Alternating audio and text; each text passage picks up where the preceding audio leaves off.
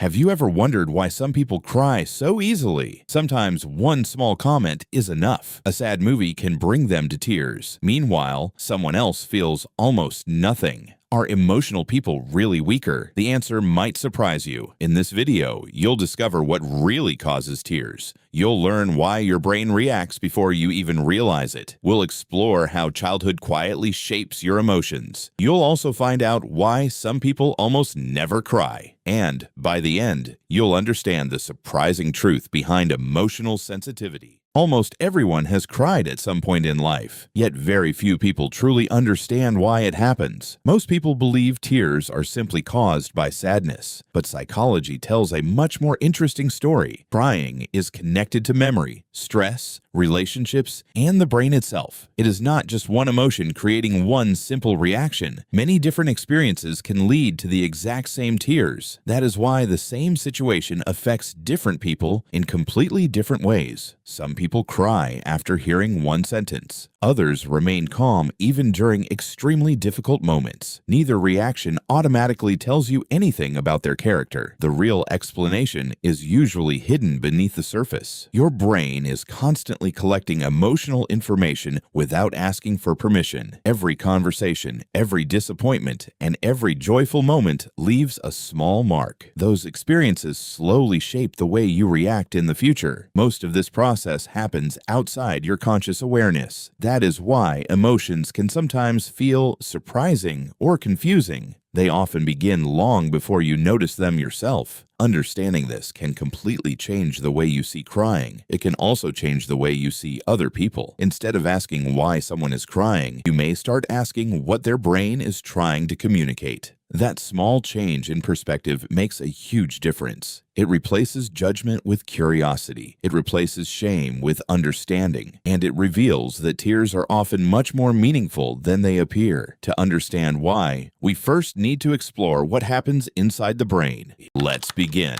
Why we misunderstand tears. Most people believe crying is a sign of weakness. That idea has existed for generations. Many children grow up hearing the same message. Stop crying. Be strong. Over time, those words become part of the way they think. As adults, they begin judging others the same way. Someone cries and people quickly assume they lack confidence. But emotions are far more complex than they appear. A tear tells you almost nothing by itself. The same tear can come from sadness. It can also come from relief. Sometimes it appears after overwhelming happiness. Other times it follows weeks of silent stress. Without knowing the full story, no one can understand its meaning. Psychologists have studied emotional responses for decades. Their research points to a surprising conclusion. Crying is not the problem. It is only the visible result of something happening inside the mind. Think of it like a warning light on a car's dashboard. The light is not the problem. It tells you that something deeper needs attention. Tears work in a very similar way. The real question is not why someone cries. The real question is why their brain decided that crying was the right response. And that answer begins much deeper than most people imagine. What happens inside the brain? Your brain reacts to emotions long before you notice them. It constantly scans the world for signs of danger. This process happens every single day. Most of the time, you never realize it. A simple facial expression can trigger an emotional response. The tone of someone's voice can do the same. Even a familiar smell can bring back forgotten memories. Your brain connects the present with the past. It searches for patterns instead of isolated moments. That is why two people can experience the same event differently. One person hears criticism and quickly moves on. Another feels deeply hurt for hours. The difference is not intelligence.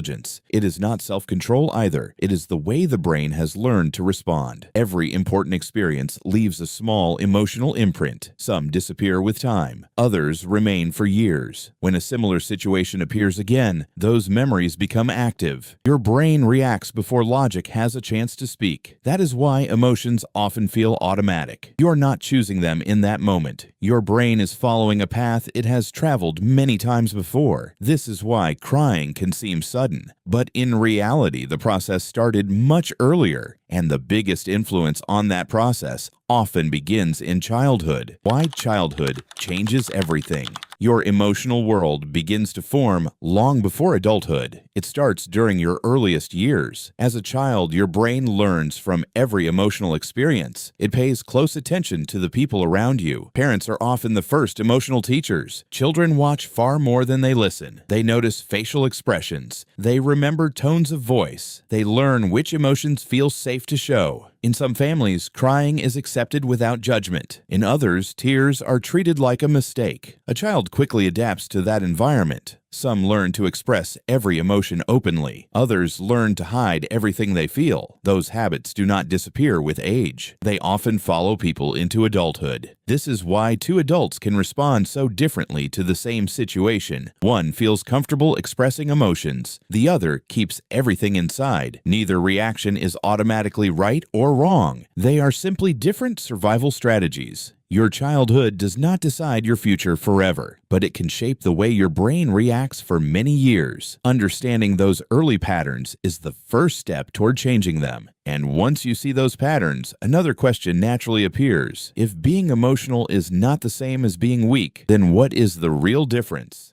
The difference between sensitive and weak. Many people confuse sensitivity with weakness. At first, they may seem similar, but psychology draws a clear line between them. A sensitive person feels emotions more deeply. A weak person avoids facing difficult situations. These are not the same thing. Someone can cry during a difficult conversation, then calmly solve the problem afterward. Another person may never cry at all, yet they avoid every uncomfortable decision. So, who is actually stronger? Real strength is not about hiding emotions. It is about moving forward despite them. Sensitive people often notice details that others miss. They recognize small changes in someone's mood. They can sense when something feels wrong. This makes many of them deeply compassionate. They often become supportive friends. They are also careful listeners. Of course, high sensitivity has challenges. Strong emotions can become overwhelming. Stress may build up more quickly, but sensitivity itself is not a flaw. It is simply a different way of experiencing the world. And that raises another interesting question. If some people cry easily because they feel more deeply, why do others almost never cry at all? Why some people never cry? Some people cannot remember the last time they cried. Others proudly say they never cry at all. Many see this as a sign of emotional strength, but the truth is more complicated. Not everyone who stays calm feels calm inside. Some people naturally experience emotions less intensely. Their brains process emotional events in a different way. For them, crying simply happens less often. But there is another group of people. They learned to hide their emotions years ago. Maybe they were told that tears were unacceptable. Maybe showing feelings only brought criticism. Over time, they stopped expressing those emotions. That does not mean the emotions disappeared. They simply found another place to hide. Stress can build quietly for months or even years. It may appear as anxiety. It may become constant exhaustion. Sometimes it shows up as anger instead of sadness. The body always finds a way to respond. Ignoring emotions does not erase them. It only changes how they appear. This is why tears are not the best measure of emotional health. Some people cry often. Some people almost never cry. Neither tells the whole story. The surprising truth lies much deeper. The surprising truth. What if crying was never the real story? What if tears were only the final chapter? Every emotion begins long before it reaches the surface. Your brain is always trying to protect you. Sometimes it does that by making you think. Sometimes it does that by making you act. And sometimes it does that through tears. Crying is not a failure of self-control. It is one of the ways your mind releases emotional pressure. For some people, that release comes quickly. For others, it may never come at all. Neither response makes someone better or worse. Every brain is built a little differently. Every life leaves a different emotional map. That is why comparing yourself to others is unfair. You cannot see the experiences that shaped their reactions, and they cannot see yours. The goal is not to cry less. The goal is to understand what your emotions are trying to tell you, because emotions are messages, not enemies. The more you understand them, the less they control you. Real emotional strength is not about hiding your feelings. It is about facing them with honesty. When you stop fighting your emotions, you begin to understand yourself, and that understanding can change the way you see both yourself and everyone everyone around you. The next time you see someone cry, don't be so quick to judge. There may be a story you cannot see. The same is true for your own emotions. Understanding them is the first step toward understanding yourself. So, do you think crying is a sign of weakness or a sign of being human? Share your thoughts in the comments below.